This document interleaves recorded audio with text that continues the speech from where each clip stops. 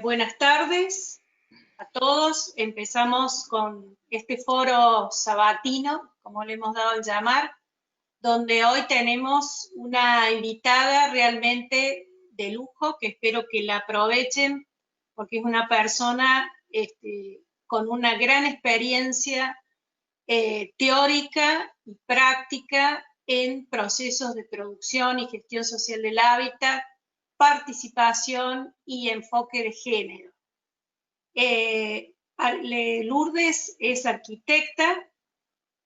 y es profesora de tiempo completo y coordinadora del programa de Laboratorio de Hábitat Social, Participación y Género. Es miembro también de HIC y de otras redes, y también ha trabajado en la red CITED con nosotros en varias de las publicaciones que hemos realizado, con Gustavo, conmigo, y bueno, hemos intercambiado visiones, críticas en esta forma de percibir el diseño participativo sustentable desde un pensamiento crítico y transformador. Así que le agradecemos muchísimo a la arquitecta Lourdes García por su contribución, de su visión de esta problemática al diplomado. Me parece muy bien. Adelante, Lourdes. Sí, gracias por la invitación y quiero compartir el trabajo que estamos haciendo desde el laboratorio. Nosotros partimos, obviamente, de un concepto que es el hábitat. El hábitat, en este caso, un hábitat social en donde lo que tenemos claro es que no podemos partir de proyectos o de acciones puntuales, sino que realmente para construir un edificio o un espacio abierto requerimos de toda una serie de condiciones que son los que van a hacer que ese espacio realmente sea habitado y sea apropiado y tenga un significado para las personas que lo van a vivir, que lo van a gozar o por el contrario también que lo van a sufrir. Por lo tanto, nuestra visión no solo es ver el edificio, sino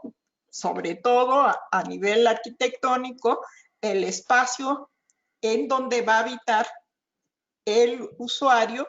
y además el contexto o los diferentes contextos que van a conformar el hábitat, que es donde se encuentra inserto este edificio. Esto nos da una visión en donde nosotros partimos para el diseño de que es fundamental la participación del usuario dentro de esta visión que señala Boaventura de Sousa Santos, en donde integramos el saber popular con el saber universitario en una horizontalidad, porque realmente la gente que tiene viviendo 40, 50 años en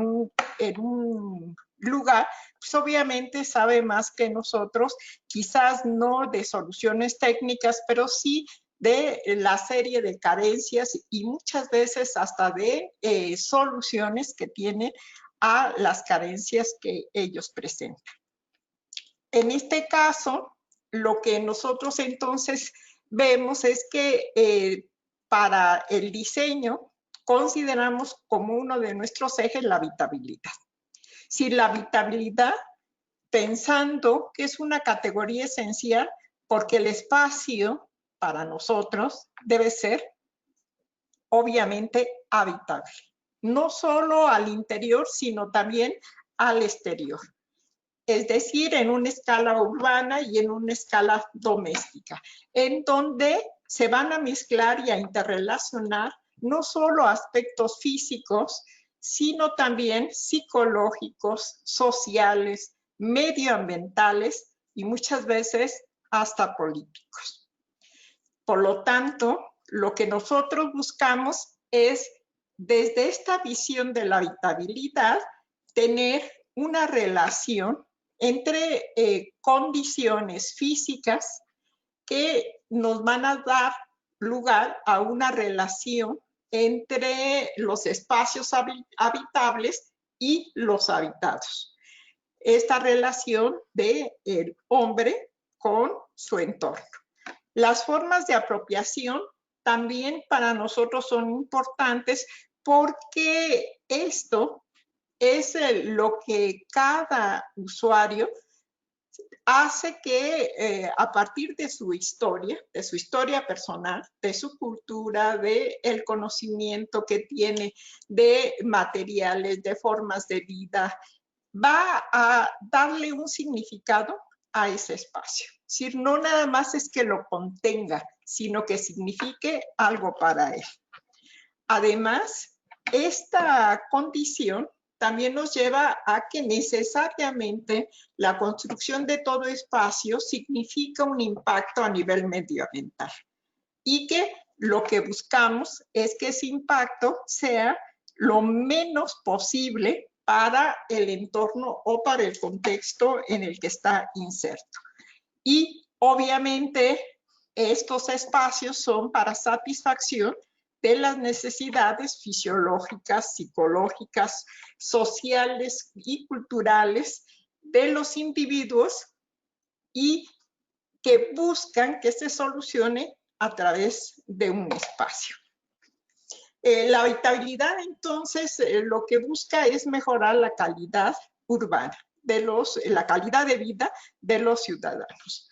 La calidad, entonces, de vida, pues va más allá de las condiciones materiales. Toma en cuenta la cultura, toma en cuenta las condiciones de salud, toma en cuenta las condiciones que se dan entre las relaciones de diferentes grupos sociales y obviamente requiere de espacios que van a dar lugar a que se puedan manejar estas relaciones. Por lo tanto, vamos a tomar en cuenta que sean accesibles, que permitan la movilidad, que exista una dotación de equipamiento e infraestructura que posibilite que no solo nos reproduzcamos biológicamente, sino también socialmente. La habitabilidad arquitectónica, que en este caso me gustaría mencionar lo que Gómez Azpeitia señala, es que nosotros habitamos los huecos del edificio. Es decir, para nosotros es muy importante esta relación que él llama como la interfase entre ese espacio que queda al interior de la envoltura que es el edificio y que en esa relación es en donde nosotros vamos a lograr que se dé esta condición de habitabilidad. Y para nosotros, como arquitectos, lo fundamental es que haya un espacio habitable, es decir, que el espacio que nos interesa no es el que contiene, sino el que nos permite tener esta relación entre el hombre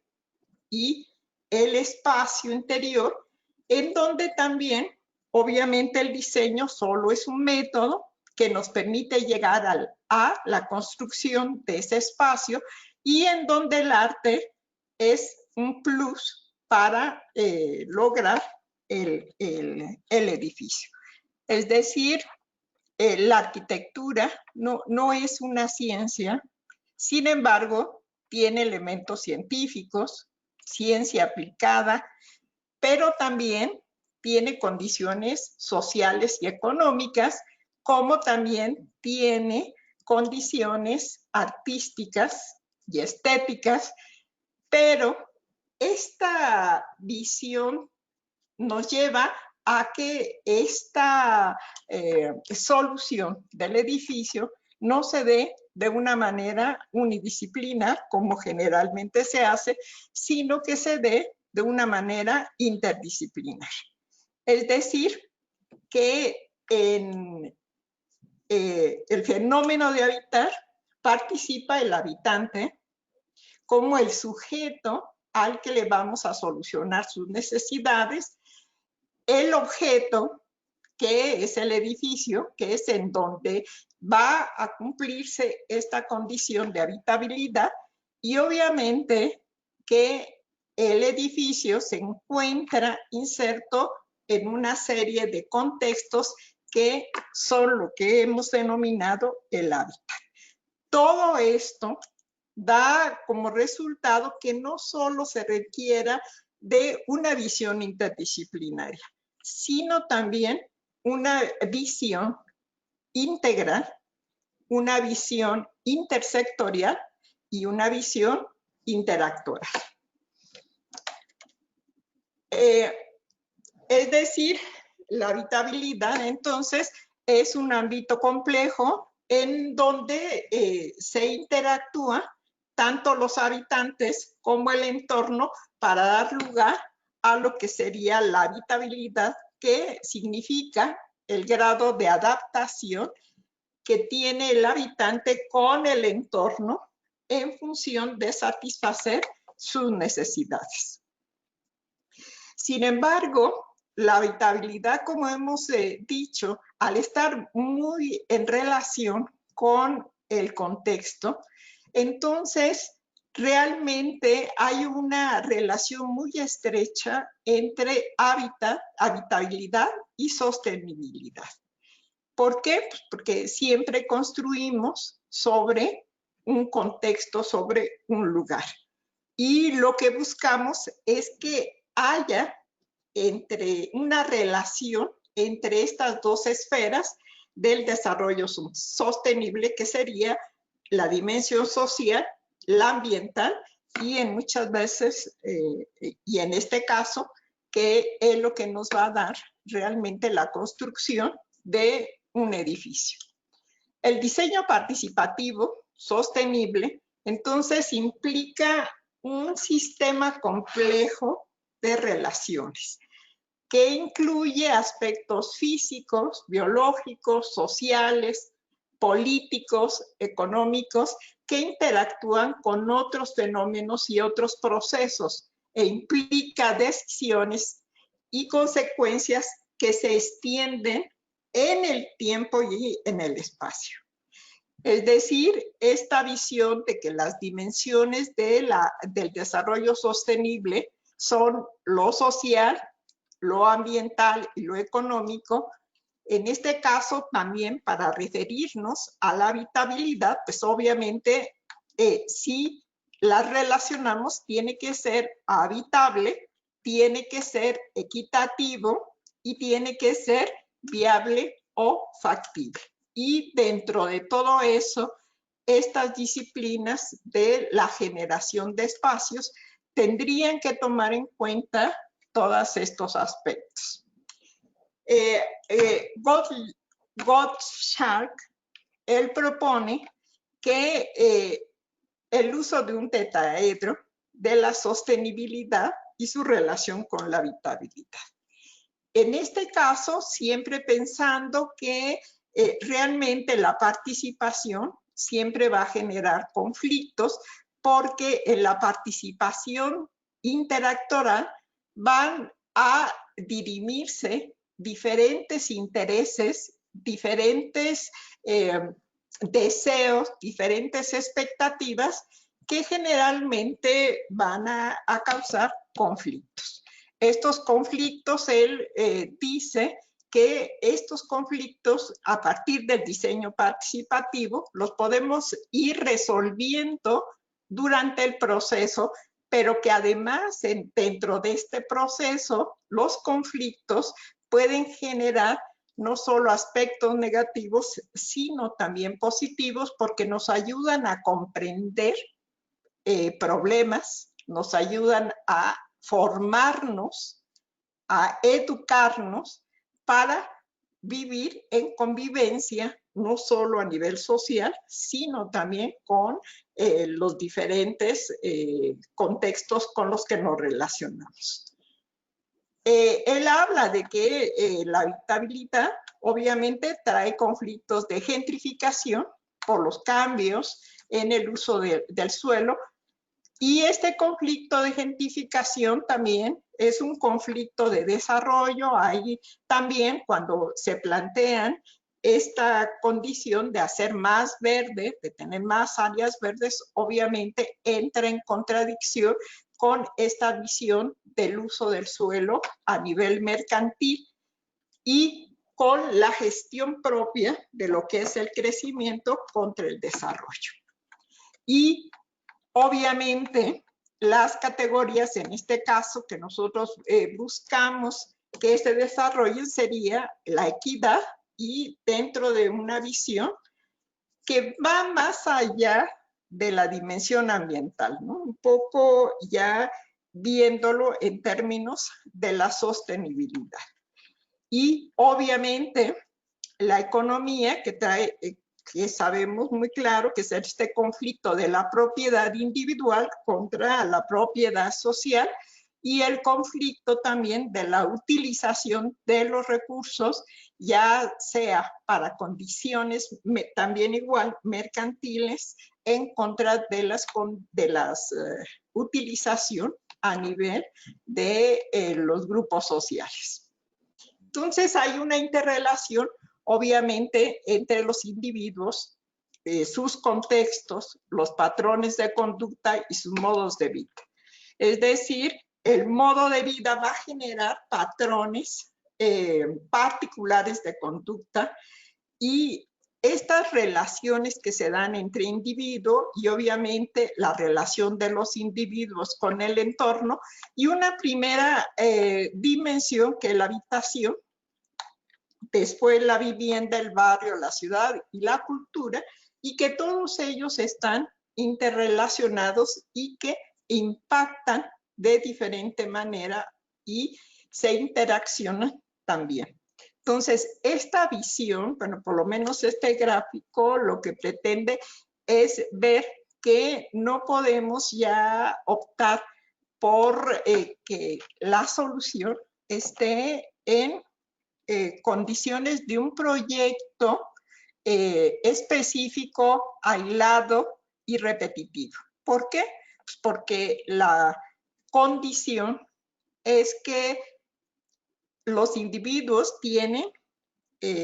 deseos, expectativas y tienen intereses diferentes, se encuentran ubicados en diferentes lugares, tienen diferente cultura.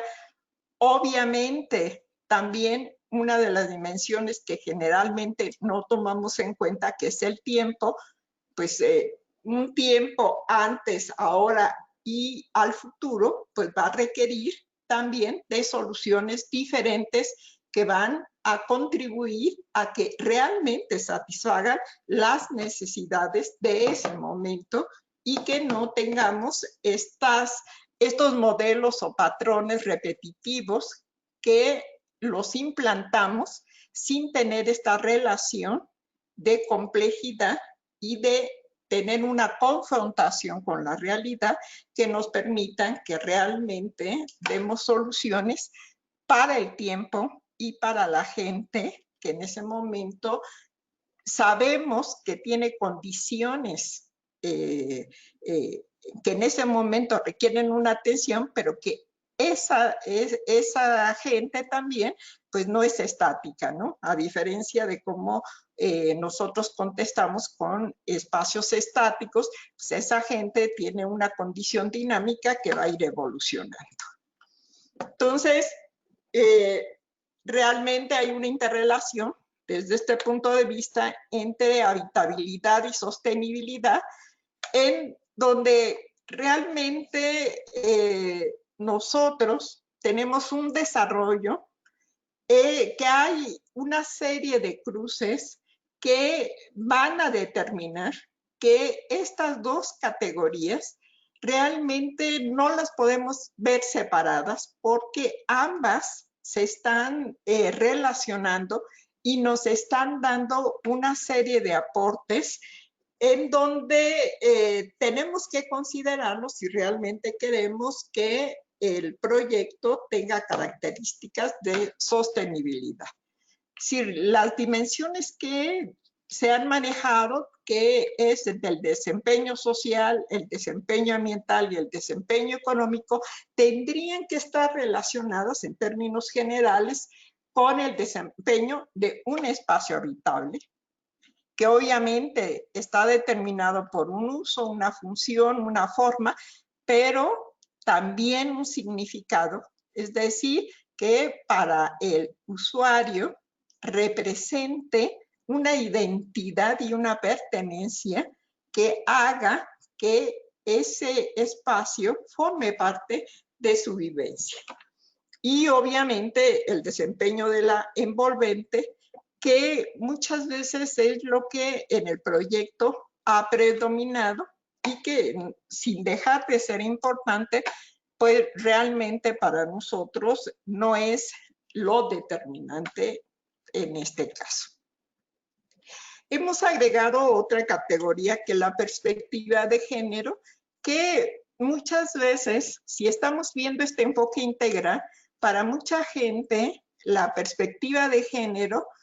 lo asocia a la condición de sexo, de hombre y mujer, y entonces ve que esta categoría es limitativa, porque la ve sectorial y enfocada solo a las mujeres. En este caso sí quisiera señalar que cuando hablamos de perspectiva de género, realmente en este caso lo que estamos viendo es una perspectiva analítica y sobre todo nosotros utilizamos una herramienta, una categoría que se denomina la intersectorialidad,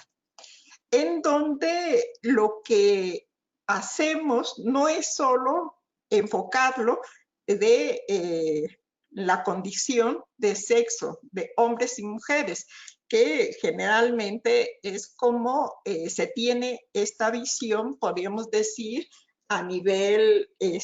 coloquial de lo que es género. La intersectorialidad lo que propone como una visión analítica es que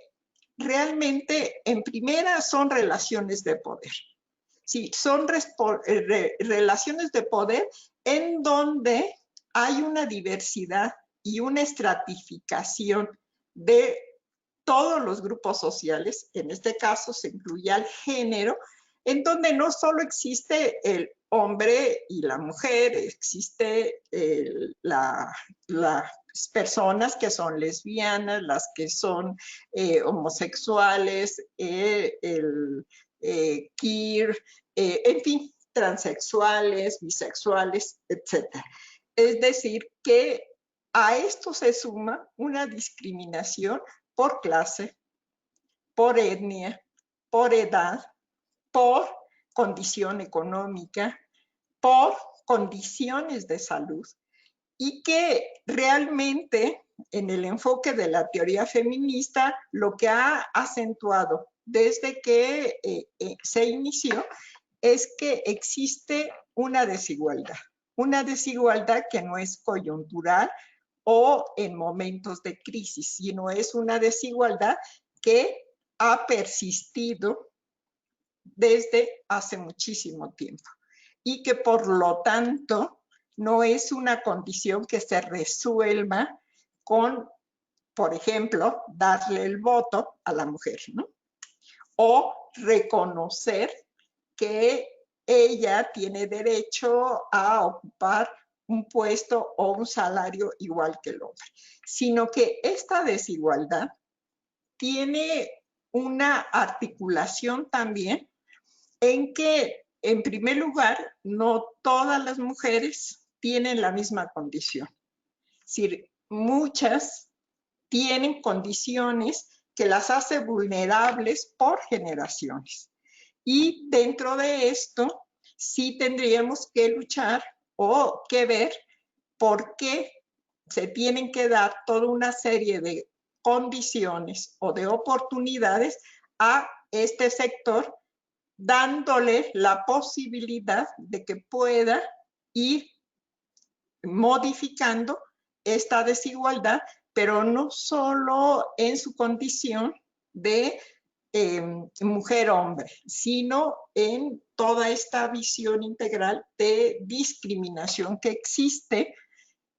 hacia los grupos sociales, e insisto, con énfasis en la mujer. A partir de esto, nosotros hemos trabajado desde el 19 de septiembre con este enfoque. Hemos trabajado en una de las alcaldías más pobres que de la Ciudad de México, que es la delegación Iztapalapa, y en donde a partir del sismo de 1917, del 19 de septiembre, lo que hemos visto es cómo desde los funcionarios, desde el gobierno hasta los profesionales, actúan con una visión sumamente limitada y reduccionista del problema de los riesgos y desastres en una ciudad como la de nosotros, que tiene una gran vulnerabilidad. Realmente lo que nosotros hicimos, que hizo la mayoría, fue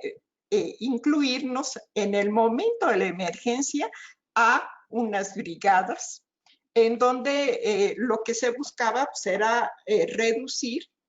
el miedo que tenía la gente de tener un acceso a su casa porque veía que tenía grietas, etc. Sin embargo, la visión de tanto las autoridades como los mismos arquitectos es actuar durante la emergencia, sin tener claro de que esa condición de vulnerabilidad de la gente que ahí estaba no era a partir del sismo, sino que en ese momento se visibilizó por ese fenómeno, pero que había toda una serie de condiciones de riesgo que existían previas al sismo y que el sismo las detonó y que eso acrecentó a largo plazo más las vulnerabilidades que tenía. Dentro de esto, una de las acciones también inmediatas es que la ayuda o las acciones que se dieron para solucionar este desastre fue dar subsidios y vivienda. Realmente no se hizo un estudio, un diagnóstico en donde se viese realmente cuáles eran las condiciones en las que se encontraba. Es decir, no se vio ni el territorio, no se vio ni los habitantes, sus condiciones, sino que se dio un programa único en donde ese programa era una copia de una propuesta que hizo el Lincoln Institute of Land Policy y que obviamente funcionó o tenía su aplicación en otro país, en otro lugar, en otras condiciones y para otro tipo de gente. Quizás allá funcionó, pero el traerlo e implantarlo aquí en condiciones diferentes, obviamente no funcionaron. Es decir, para nosotros, los desastres a partir de esta experiencia, pues son construidos socialmente. Es decir, no es algo que se produzcan de manera natural, sino que había una serie de condiciones previas, como era el que la gente, al ser de escasos recursos, compraba terrenos que eran suelo barato, pero con condiciones de riesgo. Y obviamente la construcción que realizó se hizo en gran medida sin asesoría técnica, pero que realmente las autoridades conocían ya las condiciones de suelo y permitieron que se hicieran los asentamientos. Por lo tanto, el ver nada más de darles el subsidio para la vivienda sin tener esta visión global, pues realmente lo único que hizo es que a estas alturas todavía la gente está en las condiciones de emergencia. Es decir, no hay una visión más allá de lo que hemos dicho, una respuesta viviendista. Hasta la fecha siguen sin tener un lugar en donde vivir y sin saber todavía si se les va a reubicar. Porque en el trabajo conjunto con la gente estuvimos analizando que el problema que no era en ese momento la vivienda, sino era ver las condiciones de suelo. Si el suelo, la gente está sentada sobre fracturas geológicas que ya se conocían, pero que no se hizo un estudio sistemático, aunque hubo intentos de monitorear cómo se desarrollaban o se incrementaban estas fracturas. Sin embargo, pues la gente siguió viviendo ahí. En este sentido, si realmente tuvo no solo una manipulación, podríamos decir, socioeconómica, sino también política, porque además coincidió con los momentos de elección, tanto del presidente como de las alcaldías y de la Ciudad de México. Este sismo realmente fue un detonante de algo que nosotros no tenemos previsión. Es decir, vivimos en una región sísmica, pero también vivimos en una zona muy vulnerable y también en donde se tienen que analizar no programas que se den de manera universalista y generalista, porque en la ciudad, de acuerdo a la ubicación que se tenga, pues se tienen varios tipos de riesgos o de vulnerabilidades ante un fenómeno natural. Es decir, quizás el más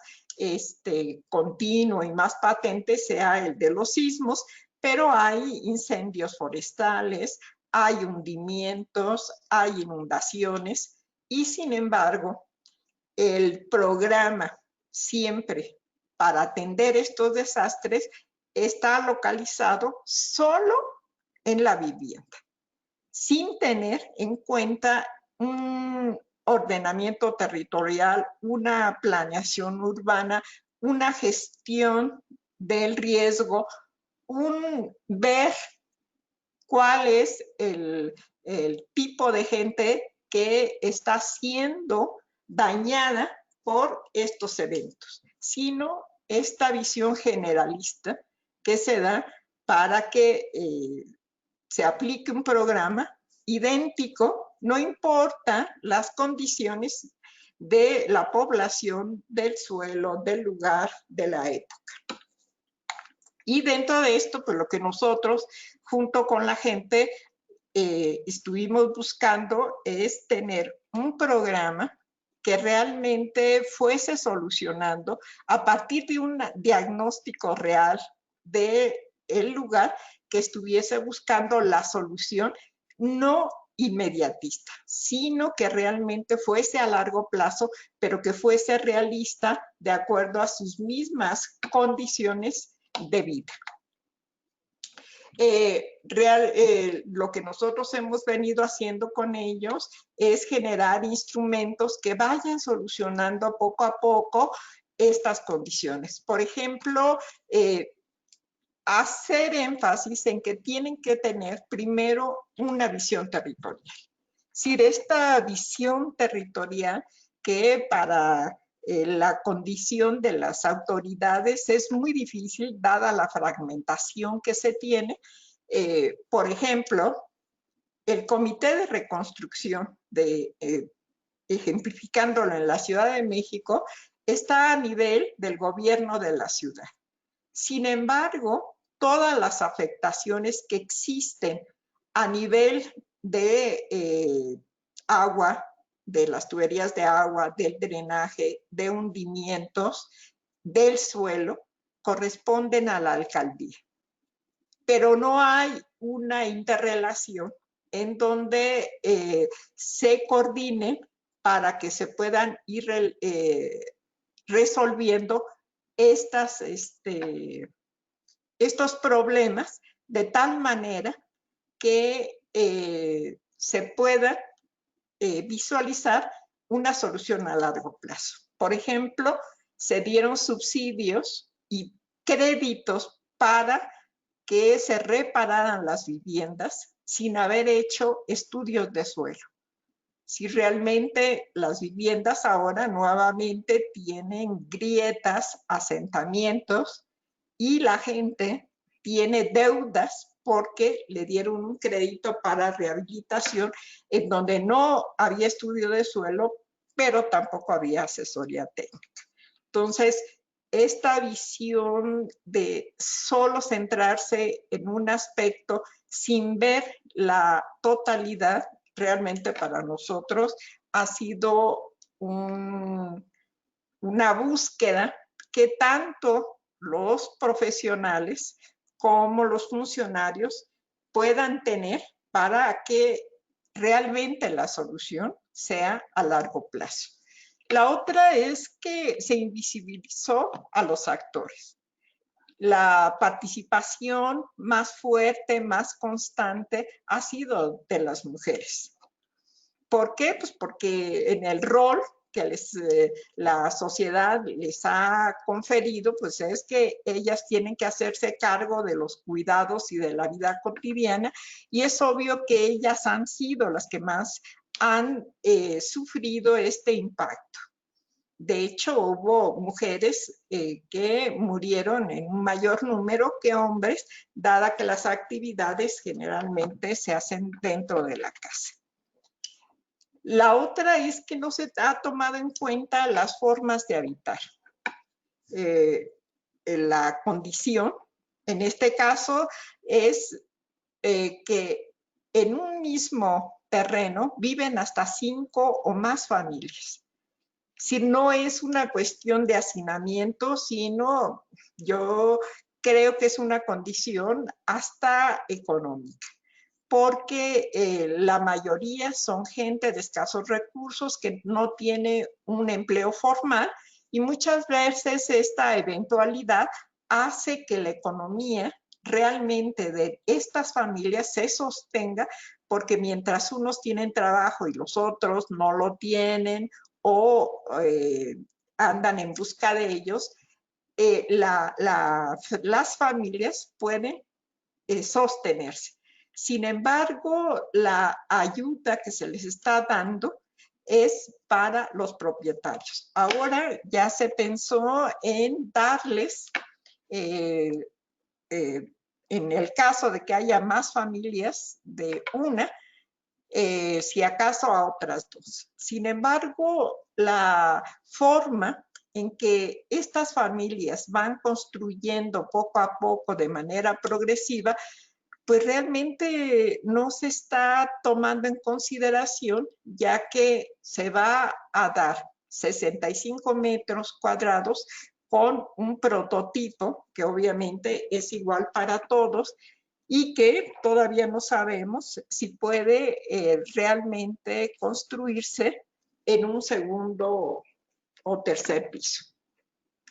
Hay una expulsión de las familias hacia la periferia, ya que, insisto, vivían 5 o más familias en un predio. No se les va a apoyar a todas, y obviamente las que no tienen la posibilidad de acreditar que son posesionarias, por lo menos, pues van a tener que irse con las consiguientes perjuicios, ya que les queda muy lejos de su trabajo, o bien porque tienen que desagregarse como familia porque no pueden pagar una renta y entonces llegan a vivir con familiares. La otra es que realmente se ha concentrado, esta ayuda se ha concentrado en el comisionado para la reconstrucción. Y no se está viendo la posibilidad de que, de acuerdo a las condiciones de cada zona pueda tener una participación activa en la solución de su hábitat, que no de su vivienda. Bueno, nosotros hicimos un cronograma que obviamente partió desde la información previa hasta lo que nosotros hemos planteado, que es un nuevo programa que, bueno, de alguna forma hemos planteado con las autoridades. Nosotros tenemos, contamos con una metodología que tiene como base la educación popular y en donde básicamente nos basamos en tener talleres y en lo que es la metodología de cartografías sociales que nos llevan en primera a que participe la comunidad y en segunda a que esté informado y que se apropie del proyecto, porque la gente está muy desinformada, ya que no hay una transmisión o una difusión de los programas o de las acciones que se van a llevar a cabo. Entonces, lo que hacemos es trabajar directamente con ellos en el lugar en donde ellos habitan. Hacemos una serie de técnicas, tenemos una serie de planos y de documentos que los compartimos con ellos, pero que también los entregamos o los exponemos ante las autoridades para que vean que realmente no están cumpliendo con las expectativas de la gente. Tenemos toda una serie de diagnósticos en donde lo que tratamos muchas veces no solo es de evidenciar las carencias, sino también muchas condiciones que se manejan que no son del todo ciertas, ¿no? Por ejemplo, siempre dijeron que estas zonas habían tenido muchos problemas porque todo era autoconstruido. Sí, realmente no es cierto, porque ellos también construyeron, ¿sí? Tienen unidades que se hicieron por los institutos de vivienda y que sin embargo también tienen los mismos problemas de hundimientos, agrietamientos, etc. Realmente las condiciones en las que ven es no solo de la vivienda, sino también de que hay una falta, por ejemplo, en su momento de acceso para camiones, por ejemplo, que llevaran abastos de tanques de gas, de agua, transportes que permitiesen la movilidad de la gente, etcétera, ¿no? Entonces, no se ha visto esto de una manera integral, sino que se ha visto de una manera sumamente sectorial y más que nada reduccionista. Lo que nosotros tratamos es de que esto no solo sea una visión desde nosotros, sino que impacte en los diferentes niveles de gobierno, ¿no? Es decir, ahora lo que estamos buscando es no solo modificar en el que en la universidad, por ejemplo, se contemple esta condición de riesgos y desastres en los proyectos arquitectónicos, sino también capacitar a la gente con la que estamos trabajando para que tenga una posibilidad de respuesta ante estos desastres. Y obviamente todo esto hecho desde una visión de los derechos, ya que es un derecho humano el que se proteja en contra de los riesgos y desastres, o por lo menos se mitiguen. Bueno, dentro de esto, pues sí, lo que nosotros buscamos es que haya una respuesta en que la gente no solo se le dé las condiciones físicas, sino también las condiciones emocionales, vivenciales, de valores, y que realmente esta visión que tenemos solo de dar una respuesta en cuanto a lo físico, nosotros tengamos claro que es una parte del edificio, pero que importa el contexto, pero que lo fundamental es tener al centro a los habitantes. Gracias.